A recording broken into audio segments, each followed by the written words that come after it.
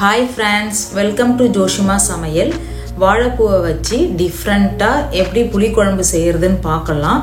இந்த குழம்பு வந்து மீன் குழம்பு மாதிரியே டேஸ்ட் வரும். இதுக்கு 1 கப் சின்ன வெங்காயம், ஒரு 2 கட்டி பூண்டை உரிச்சு வச்சிருக்கேன். கொஞ்சமா புளியை ஊற வச்சு வச்சிருக்கேன். இப்போ இந்த சின்ன வெங்காயத்தை நம்ம கட் பண்ண தேவையில்லை. இதை மாதிரி நச்சு எடுத்துக்கோங்க. நச்சு எடுத்துட்டீங்கன்னா டேஸ்ட் வந்து ரொம்ப சூப்பராக இருக்கும். அதனால் எல்லா சின்ன வெங்காயத்தையுமே இதை மாதிரி நச்சிக்கோங்க. உங்ககிட்ட இதை மாதிரி நச்சுறது இல்லைன்னா மிக்சி ஜாரில் போட்டு பல்ஸ் மோடில் சுற்றி எடுத்துக்கோங்க. இப்போ பூண்டையும் இதே மாதிரி நச்சு எடுத்துக்கலாம்.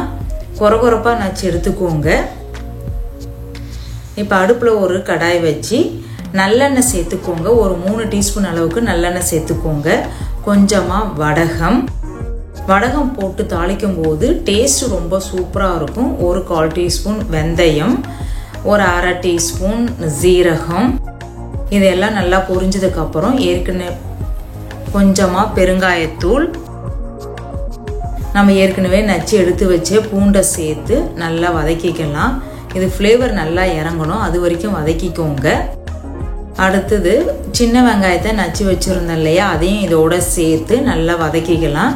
வெங்காயம் நல்லா வதங்கட்டும். ப்ரௌனிஷ் ஆகிற வரைக்கும் நல்லா வதக்கி எடுத்துக்கோங்க. இப்போ நல்லா வதங்கிடுச்சு. இது கூட நான் ஒரு 2 தக்காளியை நல்லா நைஸ் பேஸ்ட்டாக அரைச்சி எடுத்துகிட்டு வந்து இதோட சேர்த்துக்கிறேன். வெங்காயம் தக்காளி நல்லா வதங்கட்டும். எண்ணெய் பிரிஞ்சு வர வரைக்கும் நல்லா வதக்கி எடுத்துக்கோங்க.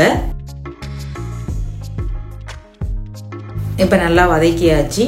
நான் ஒரு வாழைப்பூவை நல்லா க்ளீன் பண்ணிவிட்டு வாஷ் பண்ணி வச்சுருந்தேன். அதை இதோட சேர்த்து ஒரு 2 நிமிஷம் வதக்கி எடுத்துக்கலாம். இது துவக்கலாம் செய்யாது.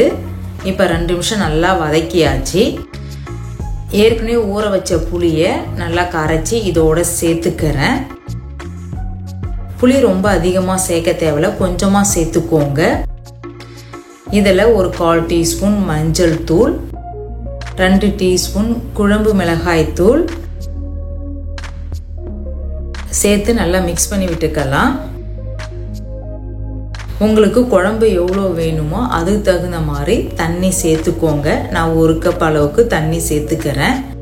தேவையான அளவு உப்பு சேர்த்துக்கோங்க. சேர்த்து மிக்ஸ் பண்ணி விட்டு ஒரு மூடி போட்டு மூடி ஒரு 5 நிமிஷம் நல்லா வேகட்டும். வாழைப்பூ வந்து சீக்கிரம் வெந்துடும். இந்த வாழைப்பூ புளிக்குழம்பு வந்து நெத்திலி மீன் குழம்பு மாதிரியே டேஸ்ட் வந்து வரும். அவ்வளோ சூப்பராக இருந்தது.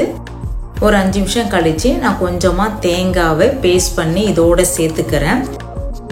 தேங்காய் சேர்த்ததுக்கப்புறம் ரொம்ப நேரம் கொதிக்க வைக்க தேவையில்ல, ஒரு 2 நிமிஷம் கொதிச்சாவே போதும்.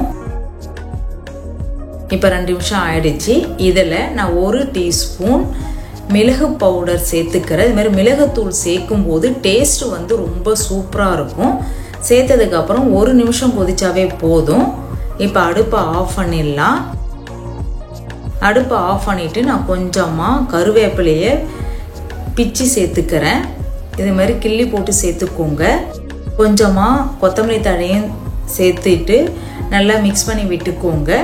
இதை மாதிரி ஒரு முறை செய்து பாருங்கள். டேஸ்ட்டு ரொம்ப சூப்பராக இருக்கும். Okay, bye. Thank you, friends.